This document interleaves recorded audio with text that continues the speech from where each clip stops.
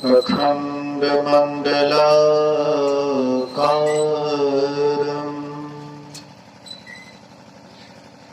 व्याप्तं येन चराचरम् तत्पदं दर्शितं येन तस्मै श्री गुरुवे नमः। धन्य धन्य सतगुरु सुखदा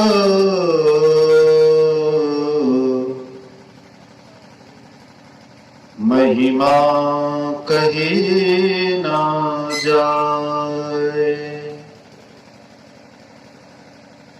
जो कछु कहो तुम्हारी कृपा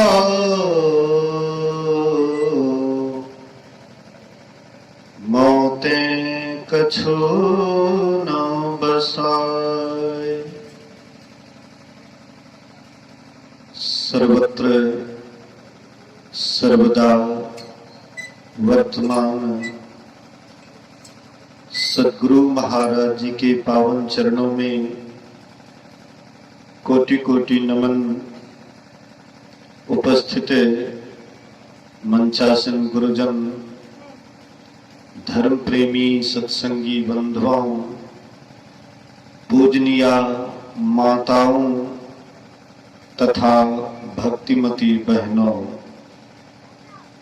सप्ताह परायण ध्यान एवं संतमत सत्संग का आज 5वां दिन द्वितीय पाली सत्संग में हम आप उपस्थित हैं।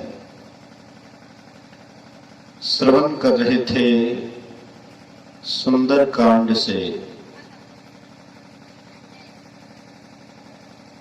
रावण और विभीषण दोनों के बीच में जो संवाद हुआ था, वही संवाद हम आप श्रवण कर रहे थे। विभीषण के अंदर में सुमति है और रावण के अंदर में कुमति है। तो जहां पर सुमति होती है वहां नाना प्रकार की संपत्ति अपने आप चली आती है, बुलाना नहीं पड़ता है। और जहां पर कुमति आती है वहां पर संपत्ति रहने पर भी वह संपत्ति नाश हो जाता है, समाप्त हो जाता है। इसलिए विभीषण जी रावण को समझा रहे हैं, जहां सुमति तह संपत्ति नाना। अनेक प्रकार की संपत्ति, अनेक प्रकार का सुख बिना बुलाए भी आता है, लेकिन जहां सुमति होती है, जहां सुमति तह संपत्ति नाना। जहां कुमति, जहां पर कुमति आती है, कुबुद्धि आती है, तो कहते हैं वहां पर विपत्ति निधाना, वहां पर संकट ही संकट, विपत्ति ही विपत्ति आती है। और आगे चलकर के वही होता है। विभीषण के अंदर में सुमति होने के कारण विभीषण लंका का राजा हो जाता है, और रावण के अंदर कुमति होने के कारण, कुबुद्धि होने के कारण लंका का नाश होता है और रावण परिवार सहित मारा जाता है। इसलिए महापुरुष कहते हैं, संत महापुरुष कहते हैं कि हम आपको भी सचेत होना चाहिए, हम आपको भी सावधान होना चाहिए। ये कहानी केवल लंका तक ही सीमित नहीं रह जाता है, यह कहानी हम आपके जीवन में भी घटित होता है और हम आप भी उसमें से कोई रावण है, तो कोई विभीषण है। इसलिए हम आप भी चाहते हैं कि हम सदा के लिए राज्य करें, हमारा राज्य सदा चलता रहे, हमारा राज्य सदा बना रहे। तो संतों के अनुकूल अपने अंदर में सुबुद्धि को लाइए। सुबुद्धि कहां मिलती है? कहीं अगर बाजार में खरीदने के लिए जाएंगे तो आपको कहीं भी बाजार में सुबुद्धि नहीं मिलेंगे, सुमति नहीं मिलेंगे। एक दुनिया में, पूरे विश्व में यही एक जगह है जहां पर सत्संग होता है, वहां पर सुमति दिया जाता है, सुंदर मति दिया जाता है। हम आपके भीतर में जो कुमति होती है तो धीरे धीरे कुमति धीरे धीरे नीचे की ओर जाती है, दब जाता है। मन रावण है, मन रावण है, और ये रावण अंधा है और मनमाना काम करता है। जो जो मन में आता है हम आप वही करते हैं। लेकिन विभीषण मंत्री हैं। आपके अंदर में जो सुंदर बुद्धि है, अच्छी बुद्धि है, वह मंत्री है, विभीषण है, भक्त है। अगर आप सुंदर बुद्धि के अनुसार अपने काम का निर्णय लेंगे और अच्छे काम को संपादन करेंगे और मन जो बुराई की ओर ले जाता है, मन की बात को नहीं मानेंगे, रावण की बात को नहीं मानेंगे, तो शायद हम आपका भी उद्धार होगा। इसलिए मन का कहा न कीजिए, मन है पक्का चोर, अब बीच दरिया में ले जाकर तुमको देगा छोड़। मन की बात को ही हम आप बेसी मानते हैं, विशेष मानते हैं। मन कहा सत्संग में चलने के लिए, हम आप सत्संग में आ गए। मन कहा सत्संग से उठ करके चलो, तो हम आप चल देते हैं। मन कहता है अच्छा कर्म मत करो, तो हम अच्छा कर्म नहीं करते हैं। मन कहता है बुरा कर्म करो, तो हम आप बुरा कर्म करते हैं। मतलब जो जो मन कहता है वही वही करने लग जाते हैं। एक दिन हम मन के गुलाम हो जाते हैं और जो हाल रावण का होता है हम आपका भी वही हाल होता है। रहा न कुल को रोवन हारा, कुल में कोई रोने वाला नहीं बचा। इसलिए कबीर साहब कहते हैं थोड़ा सोच समझ करके मांगो, ईश्वर परमात्मा से सोच समझ करके मांगो, कुछ से कुछ मत मांगो। मन बहुत कुछ मांगते रहता है, सत्संग में भी आता है ना, सोचता है कि सत्संग करेंगे, ध्यान करेंगे, मन में जो जो इच्छा होगा सब पूरा होगा। और वही पूरा करने के ख्याल से अगर हम सत्संग ध्यान करते हैं तो शायद हमको लगता है कि आपका मन कभी पूरा होने वाला नहीं है। ये मन की वासना कभी पूरा होने वाला है ही नहीं, किसी का हुआ ही नहीं, तो हम आपका कैसे हो जाएगा। इसलिए सोच समझ करके मांगिए। कबीर साहब भी मांगते हैं, क्या मांगते हैं? क्या मांगूं कछु थिर ना रहा ही। क्या मांगो? हे परमात्मा, हे ईश्वर, हे मालिक, मैं आपसे क्या मांगू? कछु थिर ना रहा ही। क्या मांगो कछु थिर ना रहा ही। देखत नैने चलियो जग जाए। इस आंख से देख रहा हूं, ये पूरा संसार जा रहा है, सब नाश हो रहा है, सब खत्म हो रहा है। इसलिए क्या मांगो? कछु थिर न रहा है। देखत नैन चलियो जग जाए। ये पूरा संसार जा रहा है, मैं आंख से प्रकट में देख रहा हूं, प्रत्यक्ष देख रहा हूं। 1,00,000 पूत 1,25,000 नाती। 1,00,000 पूत बेटा मांगते हैं, तो रावण को भी 1,00,000 बेटा था, 1,00,000 पुत्र। अब पोता पोती मांगते हैं तो 1,25,00,000 पोता पोती रावण को था। आप कहिएगा कि यहाँ पर तो कबीर साहब लिखे हैं 1,00,000 पुत्र और 1,25,00,000 नाती। नाती का मतलब बेटी का, लेकिन यहाँ पर बेटी के पुत्र को या पुत्री को नहीं गिनाया है। बेटा है तो बेटा के बाद पोता होता है।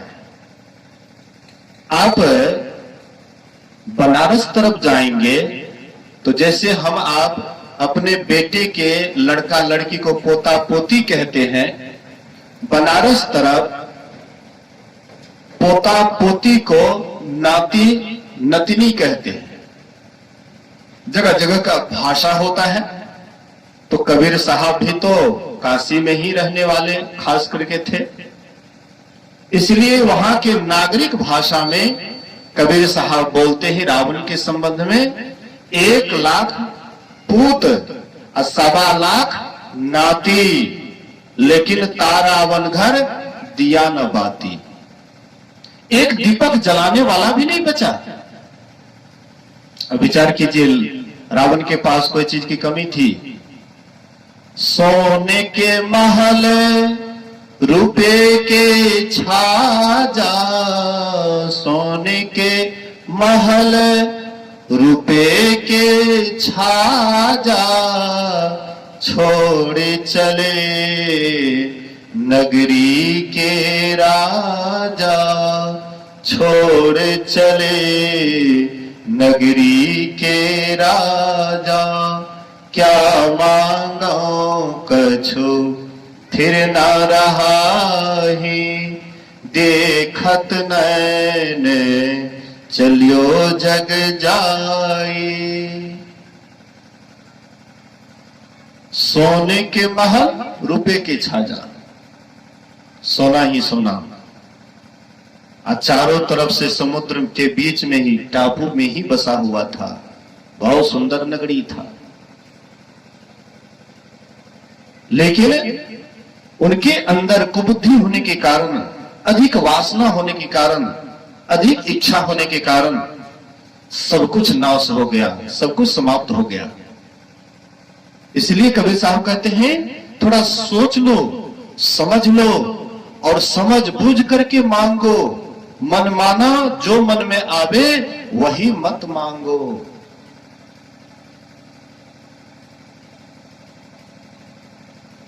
कहते हैं लंका सा कोट समुद्र सिखाई, लंका सा कोट समुद्र सिखाई, तारावन की खबर न पाए, तारावन की खबर न पाए। क्या मांगो कछु फिर न रहाही, देखत नैने चलियो जग जाए। कोई करे महल, कोई करे टाटी, कोई करे महल, कोई करे टाटी, उड़ जाए हमसे पड़ी रहे माटी, उड़ जाए हमसे पड़ी रहे माटी। क्या मांगो कछु फिर न रहाही, देखत नैने चलियो जग जाए। अंत में कबीर साहब कहते हैं, कहे कबीर अंत की बाड़ी, कहे कबीर अंत की बारी, हाथ हाथ झाड़ी जो चला जुआरी, हाथ झाड़ी जो चला जुआरी। क्या मांगो कछु फिर न रहाही देखत नैन चलियो जग जाए। विभीषण को हम आप धर्मात्मा कहते हैं, अवश्य ही धर्मात्मा थे। और सुनने में आता है कि वे जब महाभारत के युद्ध में रथ पर सवार थे, जिस रथ पर सवार थे वह रथ का पहिया एक बित ऊपर चलता था, लेकिन वे धर्मात्मा के अंदर में एक अवगुण था। वह अवगुण क्या था? जुआ खेलने का। जुआ खेलने के ही कारण वे सब कुछ हार गए, अपना राजपाट हार गए, चारों भाई हार गए, अपना खुद हार गए, अपनी पांचों भाई की पत्नी द्रौपदी को भी हार गए। मतलब ये जुआ के ही कारण, जुआ खेलने के ही कारण सब कुछ हार गए, नहीं तो वे सम्राट कहलाते थे। विभीषण जी, युधिष्ठिर जी महाराज सम्राट कहलाते थे, लेकिन सब कुछ उसका चला गया एक जुआ के कारण। इसलिए कहते कबीर साहब, जैसे जुआरी जुआ खेलने के लिए तो जाता है बहुत संपत्ति लेकर के, लेकिन अंत में जब वहां से लौटता है तो सब कुछ हार करके लौटता है।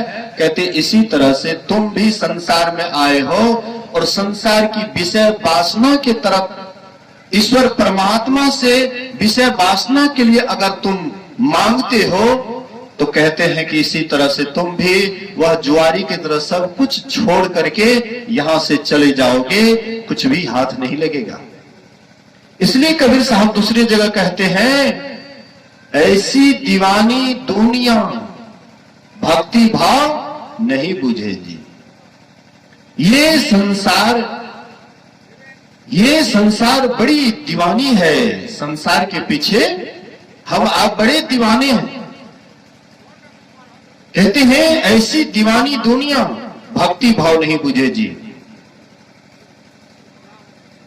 कोई आवे तो बेटा मांगे यही गुसाई दीजिए जी, कोई आवे तो दुख का मारा हम पर कृपा कीजिए जी, कोई करावे ब्याह सगाई सुनत गुसाई रीझे जी, कोई आवे तो दौलत मांगे भेंट रुपया लीजिए जी, सांचे का कोई गाहक नहीं झूठे जगत पतीजे जी, कहे कबीर सुनो भाई साधो अंधों को क्या कीजिए जी। कहती है अंधा है अंधा। हम आप भी अगर रावण के ही जैसे विषय वस्तु की मांग करते हैं तो शायद हम आप भी अंधे हैं। आप कहिएगा कि हम तो सत्संगी हैं, तो रावण सत्संगी नहीं था। देखिए तो बढ़िया से पढ़ करके, भक्त नहीं था क्या? आपसे उनमें कमी थी भक्ति भावना की। आप गर्दन चढ़ा दीजिएगा काट करके, लगाइए तो थोड़ा सा एक उंगली काट कर दिखाइए, बोलिए श्री सदगुरु महाराज की। एगो उंगली काट करके दिखाइए तब पता लगेगा। लेकिन वो गर्दन काट करके भोले बाबा को चढ़ाते थे, मतलब हम आपसे कम नहीं थे। लेकिन उनके भीतर में जो इच्छा थी, विषय वासना की इच्छा, इसलिए रावण दुष्ट कहलाया। हम आपके भीतर में भी विषय वासना इतना परेशान करता है कि हम आपको मनुष्य से भी नीचे, पशु से भी बदतर बना देता है। इसलिए लक्ष्मीपति जी महाराज कहते हैं, विषय वासना छूटत न मन से। शरीर बूढ़ा हो जाता है, शरीर जर्जर हो जाता है, मरणासन अवस्था में हो जाते हैं, लेकिन फिर भी विषय की इच्छा नहीं जाती है, विषय की वासना नहीं जाती है। पुरुष को नारी के प्रति, नारी को पुरुष के प्रति इतना लगाव होता है, इतना खिंचाव होता है कि वृद्ध अवस्था तक भी लोगों को परेशान करते रहता है। इसलिए कहते हैं विषय की इच्छा, विषय की वासना तुम्हें संसार में घसीटेगा। बास सूरत ले आवई, शब्द सुरत ले जाए, परिचय श्रुति है स्थिरे, सो गुरुदई बताए। वासना की इच्छा, वासना का ख्याल हम आपको संसार में घसीटेगा। हम लोग बराबर सुनते हैं, पुरुष की इच्छा नारी के प्रति अगर शरीर छोड़ते समय होता है तो वह पुरुष क्या बनता है? बहुत बार आप लोग सुने होंगे, हाँ, संतमत के मंच से ये बराबर कहा जाता है कि पुरुष की वासना स्त्रियों के प्रति है, शरीर छोड़ते समय में तो वह कुत्ता बन करके जन्म लेता है। कौन कौन कुत्ता बनने के लिए तैयार है? बोलिए श्री सद्गुरु। कहिएगा नहीं बाबा, ऐसा बात काहे बोलते हैं सत्संग में, ये तो अशुभ बात है, ये तो बोलने जैसी बात नहीं है, आप ऐसा क्यों बोलते हैं? कुत्ता मनुष्य होकर के, इतना सुंदर शरीर होकर के और कुत्ता वाला शरीर में जाए, ये किसी को पसंद नहीं। तो आप अपने मन को थोड़ा टटोलिए, तो आंख बंद करके हाँ रिसर्च कीजिए, ऐसे पता नहीं लगेगा। दर्पण के सामने में जाइएगा तब अपना चेहरा दिखाई पड़ेगा। तो ये चमड़ा का चेहरा, शीशा वाला दर्पण के सामने जाइएगा तो तब यह चमड़ा वाला चेहरा दिखाई पड़ेगा।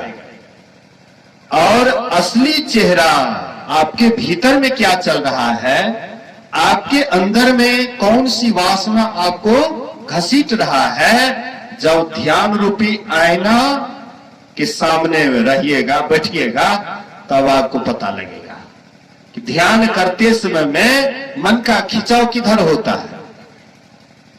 अगर मन का खिंचाव गुरु के प्रति है, जब ध्यान के प्रति है, सत्संग के प्रति है, साधु संग के प्रति है, तब तो आप नीचे नहीं जाएंगे। इस सपना जो होता है, सपना क्यों होता है और कैसे होता है? हम दिन में जो जो काम करते हैं और वह काम, जिस काम में ज्यादा खिंचाव होता है, ज्यादा लगा होता है, जिसको हम गहराई से लेते हैं, सपना में वही बात उभर करके आता है। सपना में वही बात प्रकट हो जाता है कि हम भर दिन किधर हम लोगों का ज्यादा मन लगा रहा, तो सपना में वही बात प्रकट होता है। तो आप सपना को देखें या ध्यान पर बैठते हैं, उस समय में देखें कि मन का खिंचाव किधर ज्यादा हो रहा है, तब आपको पता लग जाएगा कि हमारा मन कहां जा रहा है और अगला जन्म जो आने वाला है, भविष्य वाला जीवन जो आने वाला है, वह कैसा होगा। तो अगर स्त्री, कोई मां बहने हैं, कोई महिला है, नारी है, अगर वह मरते समय में, शरीर छोड़ते समय में पुरुष के प्रति खिंचाव रहेगा, पति के प्रति लगाव रहेगा, पति के प्रति मोह रहेगा, ममता जुड़ा रहेगा, और उसी की याद में अगर उसका शरीर छूटेगा तो कहां जाएंगे? कुतिया में। किनको किनको पसंद है? हाथ उठाइए तो। किसी को पसंद नहीं है? भला है माता जी है बता हाथ उठवे छे, बुझला कई ने त्या लगा हाथ उठवे छे। बोलिए श्री सद्गुरु महाराज की। समझ जाएगी तो हाथ नहीं उठाएगी, सुन रही है लेकिन बढ़िया से समझ नहीं रही है, इसलिए हाथ उठा रही है। मतलब कहने का, कोई भी कुत्ता पुरुष में से और कोई भी कुतिया मां बहनों में से कोई बनने के लिए तैयार नहीं है। लेकिन चाहते तो आप हैं कि हम कुत्ता ना बने, कुतिया ना बने। बात तो बिल्कुल सही है, लेकिन मन आपका कहां जा रहा है? मन को थोड़ा टटोलिए, मन का थोड़ा देखरेख कीजिए। यह मन चालाक, यह मन चुस्त, यह मन अंधा बहरा कहां लेकर के जा रहा है? थोड़ा सा सोचिए, सोचो जरा, करो मन में विचार। सोचिए, थोड़ा सा मन में विचार कीजिए, मन क्या क्या सोच रहा है। अगर आप शरीर छोड़ते समय में बाल बच्चे के प्रति आपका लगाव रहा, प्रेम रहा, खिंचाव रहा, उनके ही याद में अगर आपका शरीर छूटता है, अगर कोई पुरुष का शरीर अगर मरते समय में बाल बच्चा के याद में शरीर छूटता है तो कहां चले जाएंगे? सुग्गर में। सुग्गर कितना बढ़िया होता है, कितना बढ़िया उसको भोजन मिलता है, ताजा ताजा। बोलिए श्री सदगुरु। बनाने की भी जरूरत नहीं होती है, एकदम बने बनाया। अब सोचिए, थोड़ा सा घृणा हो जाएगी, आपको घृणा हो जाती है, लेकिन सचेत रहिए, सावधान रहिए, और नहीं तो दुर्गति होने वाली है। नहीं अगर सावधान रहिएगा, हाँ, मैं सुबह में कह रहा था, सावधानी हटी और दुर्घटना घटी। सावधानी जैसी हटेगी, मतलब मरते समय में आपका ख्याल बेटा या बेटी, पोता या पोती, उनसे अगर आपका जुड़ाव रहेगा, खिंचाव रहेगा, लगाव रहेगा, और वही याद में आपका शरीर छूटेगा, तो पुरुष है तो वह सुग्गर बनेगा, और नारी है तो वह सुगरी बनेगी। एक बार में 16 से लेकर के 25 तक है, तो 16 चौका 16 को मान लीजिए, 16 चौका 64, कहीं 4 बार हुआ तो 64, कितना लीजिएगा? फिर गिनती भी नहीं होगा, कोई देह पर चढ़ेगा, कोई माथे पर चढ़ेगा, कोई इधर कोई उधर, मगन। जो जहां रहता है उसको वहीं पर अच्छा लगता है। किसी कारणवश इंद्र चले गए थे सुअर के शरीर में, इसी कारणवश। आप ऐसा नहीं सोचिएगा कि साधारण आदमी नीच योनि को प्राप्त होता है। बड़े बड़े लोगों को भी देखा गया है, अगर करनी नीचा किया है, ऊंच निवास नीच करतूती, ऊंचा निवास है लेकिन करनी नीचा किया है तो उसको निचला योनि प्राप्त हुआ है। इसलिए इंद्र भी सुअर के शरीर में गए थे, बड़ा मगन थे, कहना क्या है, सुगर सुगड़ी। यहां पर इंद्राणी नहीं थी, इंद्राणी तो वहीं पर इंद्रपुरी में थी, सची वहीं पर थी, लेकिन इंद्र को सुअर के शरीर में जाना पड़ा। और जो भी उनको पत्नी मिला था सुगरी, उन्हीं से उनको इतना खिंचा हो गया, लगा हो गया कि वह सची को भी भूल गए थे कि सची मेरी पत्नी है और वह स्वर्ग में रहने वाली है। मैं ये निकृष्ट जगह में रहने वाला नहीं हूं, मैं ये कीचड़ में रहने वाला नहीं हूं, ये खराब भोजन मेरे लायक नहीं। ये सब उनको मतलब सब कुछ भूल गए थे और वही में उसी में वे मगन थे। लेकिन देवताओं को खला कि मालिक के बिना इंद्रासन खाली है, इसलिए इस बीच में दूसरे को भी इंद्र बनाए, राजा नहुस को भी इंद्र बनाए, लेकिन वो भी ठीक से नहीं चला सके। ययाति को भी इंद्र का पद दिया गया। यहां से ययाति को ले गए कि बड़े अच्छे राजा हैं, चलो उसको वहां पर ले जाते हैं, लेकिन वे भी ठीक से राज्य नहीं चला सके। बोले कि भाई अंत में तो बुलाना ही पड़ेगा इंद्र को।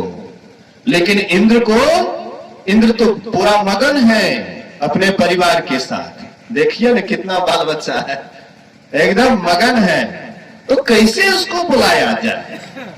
ऐसे तो आने वाला है नहीं, तो कैसे बुलाया जाए? एक एक को हलाल करने लगे, एक एक को मारने लगे। और इंद्र सुअर वाला शरीर में छाती पीटता था कि तुम मेरे बच्चे को मार रहे हो, तुम मेरे बाल बच्चे को क्यों मार रहे हो? हाय हाय कर रहा था, लेकिन एक एक करके उनके बाल बच्चे को खत्म किए, उनके पत्नी को भी खत्म कर दिए।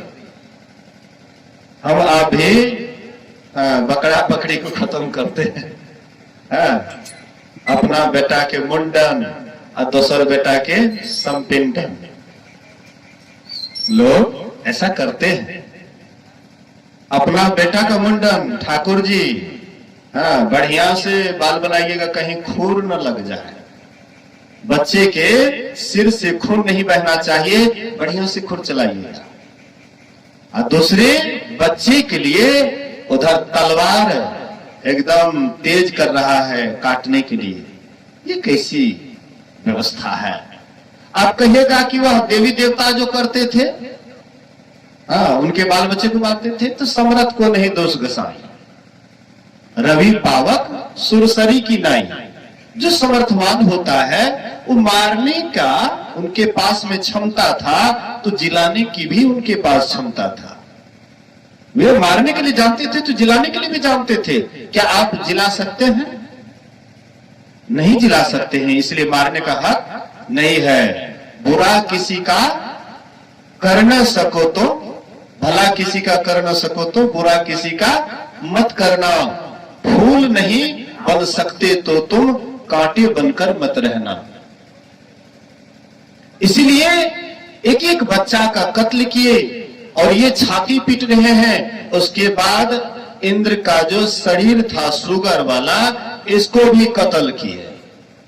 जब इसका शरीर छूटा, इंद्र जब उस शरीर से बाहर निकले, अपने शरीर से हट करके, तब जब देखे, बोले कि हाय राम, छी छी छी छी, कितना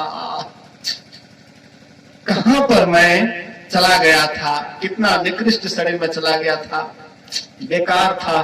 देखिए मेरा तो कितना सुंदर इंद्रासन है, सची इंतजार कर रही है, और मैं कैसे नालायक कि यहाँ निकृष्ट शरीर में पड़ा हुआ था। तब होश में आया। ऐसे ही हम आप भी अगर थोड़ा सा भी गलती करेंगे, इसका परिणाम बड़ा भयंकर होने वाला है। इसलिए महापुरुष कहते हैं कि आपके भीतर में कोई भी सांसारिक इच्छा नहीं होनी चाहिए, सांसारिक वासना नहीं होनी चाहिए।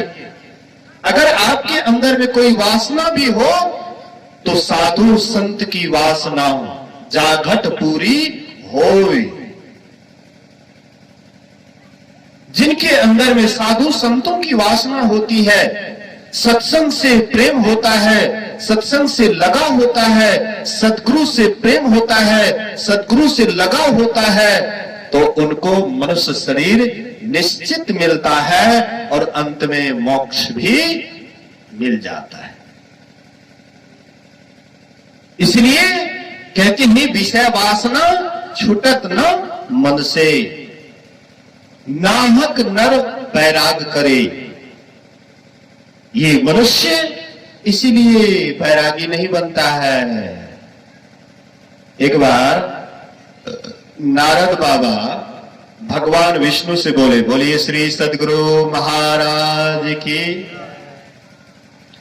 नारद बाबा विष्णु भगवान से बोले कि आप भी वैकुंठ में अकेले इतना आनंद मना रहे हैं, इतना सुख ले रहे हैं, क्यों नहीं मृत्यु लोक से आप लोगों को बुला लेते हैं अपने पास? भगवान विष्णु कहते हैं, मैं तो चाहता हूं कि जितना भी मेरे पास आ जाए मैं सबको यहां पर रख लूंगा, मेरे पास में जगह की कमी नहीं है, लेकिन लोग तो आना ही नहीं चाहते हैं। बोले कि वाह, आश्चर्य की बात है। आप कहिए आपके मन में हो कि लोग आए और लोग नहीं आए, ये तो हो नहीं सकता है। कैसे नहीं आएंगे? इतनी सुख सुविधा तो पर भी नहीं आएंगे, ये तो हो नहीं सकता है। बोले कि नारद जी, हम तो खूब कोशिश किए, लेकिन लोग मेरी बात पर ध्यान नहीं दिए। अब तुम ही कोशिश करके देख लो, जो जो आएंगे मैं सबको यहां रख लूंगा, तुम जाओ ना। बोले कि देखिए तो फिर वादा से मुकरिएगा नहीं। बोले कि एकदम नहीं मुकरेंगे। तो नारद जी गए। कुछ बच्चे लोग खेल रहे थे मैदान में,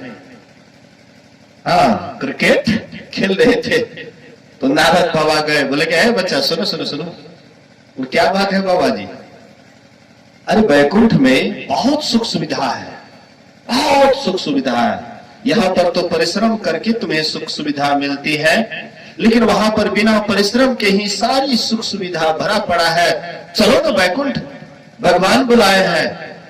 बोले कि बाबा हम लोगों के खेल में बाधा मत डालिए, अभी हम लोगों का मैच चल रहा है, आप आए हैं बीच में बाधा डाल निकलिए। चल रहा था, सुबह मैं सुन रहा था इधर अभी हम लोगों को मैच खेलने दीजिए, बाधा मत डालिए, जाइए जाइए आप उधर जाइए। नारद बाबा सोचे अच्छा ये बच्चा है इसीलिए नहीं समझता है, चलो आगे चलते हैं।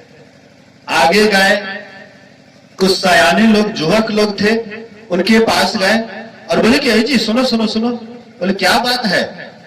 बोले कि अरे वैकुंठ में भगवान विष्णु तुम लोगों को बुलाए हैं और वहां पर सारी सुख सुविधा भरा पड़ा है, चलो ना वैकुंठ, भगवान बुला रहे हैं।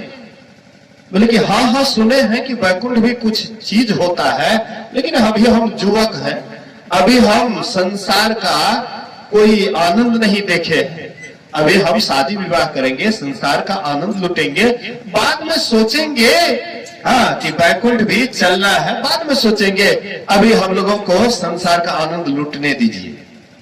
बोले अच्छा चलो ये तो युवक है, चलो इसको संसार का सांसारिक आनंद लुटने दो। तो एक सेठ जी को देखिए, एकदम सेठ जी बड़ा भगत, हाँ बाल बच्चेदार, बोले कि ये तो लगता है पूरा भक्त है, ये तो जरूर जाएंगे। उनके पास गए, बोले कि चलिए सेठ जी भगवान का बुलावा है। सेठ जी बोले हाँ हाँ आइए आइए नारद जी बैठिए बैठिए, आपका स्वागत है, आप भगवान के पास से आए हैं, मेरी भी प्रबल इच्छा है भगवान के पास जाऊं, पर थोड़ा अड़चन है। बोले कि क्या अड़चन है? बोले कि अड़चन है, अभी छोटा छोटा बच्चा है, थोड़ा ही सयाना हो जाएगा ना, कमाने लगेगा, अपने से खाने लगेगा, तब तो आप ही के साथ साधु सन्यासी बन करके एकदम भगवान का भजन करते हुए सीधे भगवान के पास चले जाएंगे। बोले कि अच्छा कोई बात नहीं, कम से कम एक आदमी तो तैयार हुआ। कुछ दिन मौका दिए नारद बाबा, कुछ वर्षों के बाद आते हैं और कहते सेठ जी अब तो आपका बाल बच्चा सयाना हो गया, अब तो कमाने खाने लगा है, अब तो चलिए। बोले कि देखिए अभी शादी विवाह नहीं हुआ है, थोड़ा पोतों का मुंह देख लेते ना। कितने सत्संगी है, सत्संगी सोचते हैं बाबा बेटा बेटा की शादी कहती है ना, तेहन पुतो छे नहीं छे, मरबे की हेते, कंटा मुंह देख लेती है, बड़ा बढ़िया है। गुरु महाराज का मुख नहीं देखना चाहती है, ईश्वर परमात्मा का भजन करना नहीं चाहती है और पोतहू का मुंह देखेगी, क्या होगा, कहां आपका ख्याल है? बोले कि अच्छा कोई बात नहीं। कुछ दिन उनको मौका दिए, चले गए नारद जी। कुछ वर्षों के बाद आए, तब तक मैं उनको शादी, उनके बाल बच्चा का शादी हो गया था, पोता पोती का भी नंबर आ गया था। बोले कि चलिए ना सेठ जी। बोले कि अभी पोता पोती तो हो गया है, लेकिन अभी छोटा है, इसलिए थोड़ा बड़ा हो जाएगा ना, सयाना हो जाएगा, तब तो आप ही के साथ एकदम रमता जोगी बहता पानी, रमता जोगी बहता पानी आप ही के साथ हो लेंगे। नारद बाबा कुछ दिनों के बाद छोड़ दिए। उसके बाद कई वर्षों के बाद आते हैं, कहते हैं अब चलिए ना। बोले कि थोड़ा पोता का शादी विवाह कर लेते, पर पुतों का मुंह देख लेते, उसके बाद बस साधु सन्यासी तो होना ही है। बोले कि अच्छा कोई बात नहीं। कुछ वर्षों के बाद फिर आए, पर पोता का नंबर आ गया और उसके छाती पर बैठ करके पर पोता एकदम मुक्का पर मुक्का दे रहा था। नारद बाबा बोले कि अब परपोता का मार खा लिया, अब तो चलिए। बोले कि परपोता है हमको, अब मारेंगे आपको, जाइए जाइए जाइए, हमको नहीं बनना है साधु महात्मा सन्यासी, हमको यहीं पर बड़ा एकदम आनंद आता है, हम इसी में मगन है। मतलब कहने का लक्ष्मीपति जी महाराज कहते हैं, विषय वासना छुटत न मन से, नाहक नर बैराग करे, जल बिच मीन बझे बंसी में, जिभ्या कारण प्राण तजे।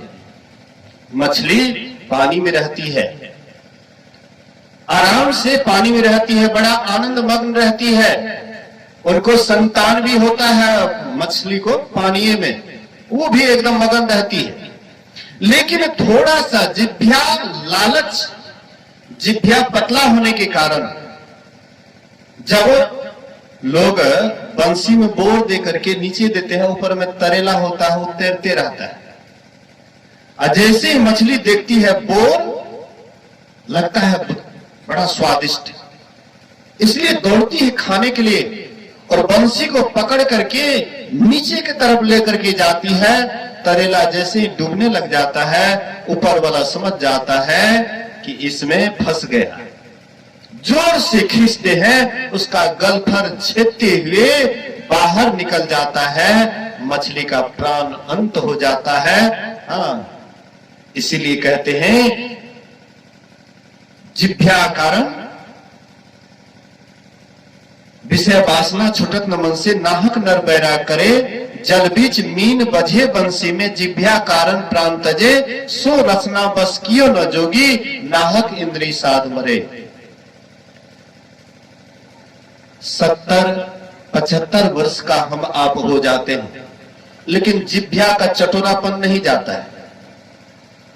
एक बार एक माता जी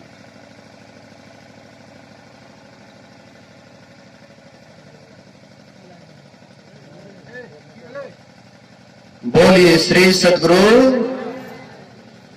एक वृद्धा माता जी भोजन बनाई और अपने पति 75 वर्ष का पति था, उसको परोस करके दिए भोजन।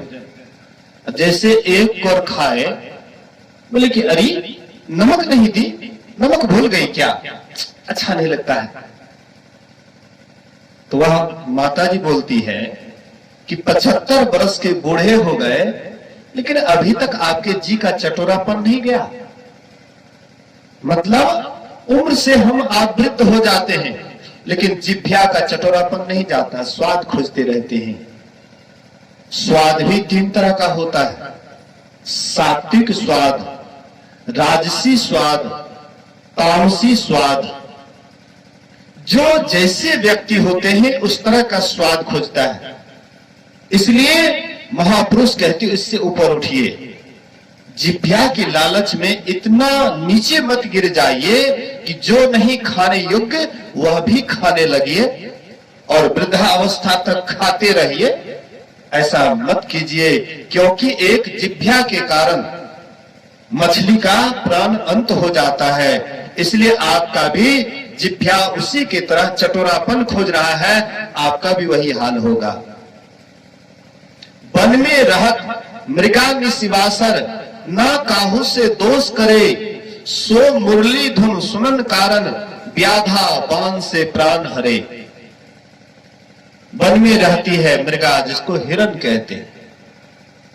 हिरण किसी से दुश्मनी नहीं करता है, किसी से कोई दुश्मनी नहीं। बेचारे बड़े अच्छे स्वभाव के होते हैं, देखने में बड़ा सुंदर होता है, वन का बड़ा शोभा होता है। लोग जाते हैं हिरण को देखने के लिए, मृगा को देखने के लिए। आहा कितना सुंदर है, बरसिंगा भी होता है, 12 सिंह वाला, बहुत अच्छा होता है, देखने में बड़ा सुंदर लगता है। लेकिन एक अवगुण उनके पास है, वे बांसुरी की आवाज को जब सुनने लग जाते हैं तो अपने आप को रोक नहीं पाते। व्याधा है, दुश्मन है, उसको प्राण समाप्त करने वाला है, उनका प्राण अंत करने वाला है, दुश्मन है। लेकिन दुश्मन भी जब बांसुरी की आवाज को बजाने लग जाते हैं तो दोस्त और दुश्मन का ख्याल छोड़ करके बांसुरी की आवाज की तरफ खींचे चले आते हैं। गुरु महाराज कहते थे कि जो मृगा बजाने वाले व्याधा होते हैं, वे केला का थंब हल्का सा जमीन में गाड़ देते हैं और बांसुरी बजाना शुरू करते हैं। मृगा उस आवाज को सुन करके वह केला के थंब के सहारे अपने शरीर को पूरा वजन दे देते हैं। पूरा जब वजन पड़ता है तो केला का थंब गिर जाता है। उनके पैर में एक ही हड्डी होती है, जैसे हम लोगों के पास घुटना होता है, उनके पास में घुटना नहीं, एक ही हड्डी होता है नीचा से ऊपर तक। इसलिए जब गिर जाती है तो फिर खड़ा नहीं हो पाती है और व्याधा इस अवसर का लाभ ले लेते हैं, उनको काटते हैं, मारते हैं, काटते हैं और उसका मांस बाजार में बेचते हैं। तो एक शब्द विषय के कारण हिरण का प्राण चला गया। हम आप भी वही शब्द शब्द विषय के कारण कभी टीवी में लगे रहते हैं, कभी मोबाइल में लगे रहते हैं, एकदम गाना सुनते रहते हैं। लड़का लोग ईयरफोन लगा करके रास्ते मोटरसाइकिल पर चलते हैं, साइकिल पर चलते हैं, पीछे से गाड़ी हॉर्न पर हॉर्न दे रहा है, लेकिन इतना वह संगीत सुनने में मस्त होता है कि हॉर्न के आवाज को नहीं सुनता है और उसके बीच में चला जाता है, उसका प्राण अंत हो जाता है। ऐसे कई घटना देखने को मिला। मानगंज से लक्ष्मीनिया एक चौक है त्रिवेणीगंज से पूरब, वहां पर एक नवयुवक साइकिल पर सवार था, ईयरफोन लगाए हुए थे, एकदम मगन से जा रहे थे गाना सुनते हुए। और उधर से बस वाले हॉर्न पर हॉर्न दिए, लेकिन उनके कान तक वह हॉर्न नहीं आया। अब उधर सैकड़ों आदमी को बचाते कि एक आदमी को बचाते, सैकड़ों आदमी को बचाने के लिए अगर एक आदमी का प्राण जाता है तो वहां पर कोई हानि नहीं है। सैकड़ों को बचाना चाहिए, एक के प्राण जाने से सैकड़ों आदमी का जान बचता है। तो वहां पर क्या किए, तो बस बीच में चला गया, उसका प्राण अंत हो गया। किस लिए? वही शब्द विषय के कारण। वन में रहत मृगा निशिवासर, ना काहू से दोष करे, सो मुरली धुन सुनन कारण, व्याधा बांग से प्राण हरे। नैना कारण जले फतिंगा, पारस पाए गजराज हरे। युवक और युवती स्कूल में पढ़ते हैं, अब पढ़ते पढ़ते पढ़ने के लिए जाते हैं, वहीं से भाग जाते हैं, एक दूसरे के प्रति खिंचाव हो जाता है, लगाव हो जाता है। वह रूप विषय,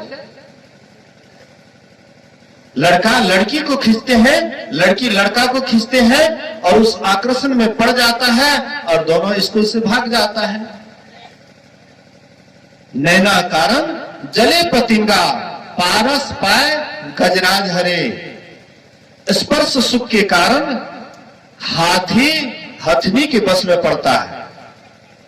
जो पिलवान होते हैं, हथवान होते हैं, वे सिखाया हुआ हथनी को एक जगह रख देते हैं, उनके पीछे में एक गड्ढा खोद देते हैं, उस पर एक टाट बिछा देते हैं, हल्का मिट्टी डाल देते हैं जिससे कि पता नहीं लगे कि टाट बिछाया हुआ है। और हथनी जब आवाज करती है तो हाथी स्पर्श सुख के कारण जंगल से हाथी मदमस्त गजराज उनसे स्पर्श सुख के लिए बड़ी जोर से बड़े वेग से दौड़ते हैं उनके तरफ, और दौड़ करके जैसे उनके निकट जाते हैं वह टाट टूट जाता है और उसी गड्ढा में हाथी गिर जाता है। 20-25 रोज तक उनको खाना पीना नहीं देते, पूरा साध देते हैं, और उसके बाद हथवान उसको बाहर निकालते हैं और अंकुश से उनको सिखाते हैं, जो कहते हैं वही वही करता है। पारस पाए गजराज हरे, नैना कारण जले पतिंगा, पारस पाए गजराज हरे। नासा कारण भ्रमर नाश भयो, ये गंध के कारण, गंध विषय के कारण भंवरे का नाश होता है। तालाब में जब सुंदर फूल खिलता है, सुंदर फूल खिलता है, तो भंवरा फूल के पराग को लेने के लिए कमल फूल में जाकर के एकदम इतना मशगूल हो जाता है, इतना लिप्त हो जाता है रस में कि कब उसकी पंखुड़ियां बंद हो जाती है इसको पता भी नहीं लगता है। शाम के समय में धीरे धीरे पंखुड़ियां बंद हो जाती है। लेकिन भंवरा के दांत में इतना पावर है कि कठोर से कठोर लकड़ी को भी छेद करके वह बाहर निकल सकता है, लेकिन पराग लेने में इतना मशगूल हो जाता है कि बेचारे कोमल साधारण पंखुड़ियां को वे काट करके नहीं निकल पाते हैं। परिणाम होता है भिनसर के समय में जब हाथी आता है, जंगली हाथी, और तब वह कमल फूल को तोड़ करके अपने मुंह में चबा जाता है और भंवरे का प्राण चला जाता है। नासा कारण भ्रमर नाश भयो, पांचों रसले पांच मरे। ये पांचों विषय के कारण एक एक का नाश हो गया। किन्हों कोटि जप तीरथ मौनी होकर ध्यान धरे, अलक्ष्मी पति तब लग सब झूठा, जब लग मन नहीं हाथ धरे। ये मन को जब तक काबू नहीं कीजिएगा तब तक आपका काम नहीं बनेगा।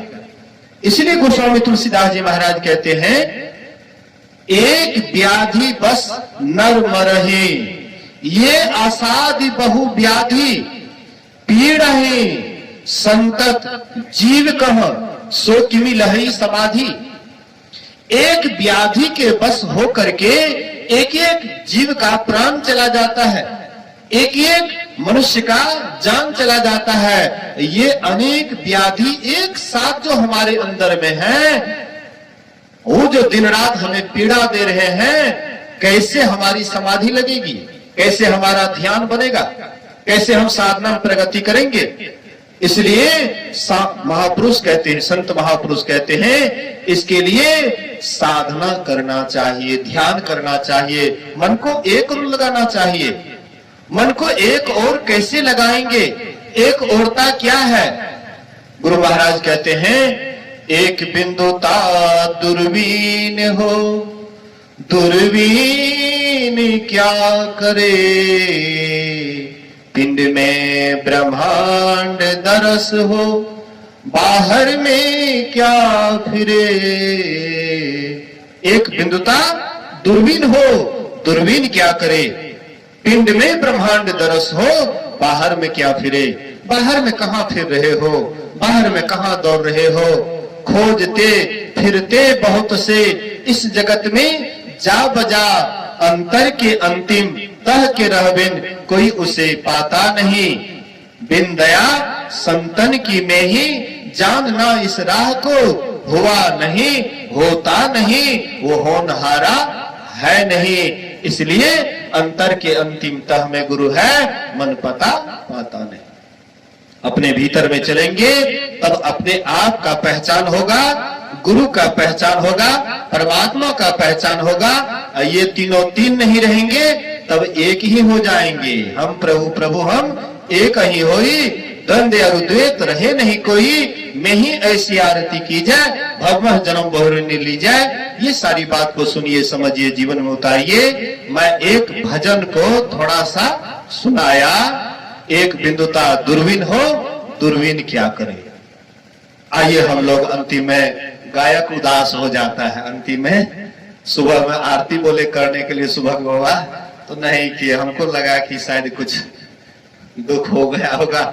इसलिए आइए गुरु महाराज की पदावली से एक गायक जी से भजन सुनते हैं, उसके बाद आरती को चलेंगे। अभी 14 मिनट बाकी है 5:30 में। बोलिए श्री सद्गुरु महाराज की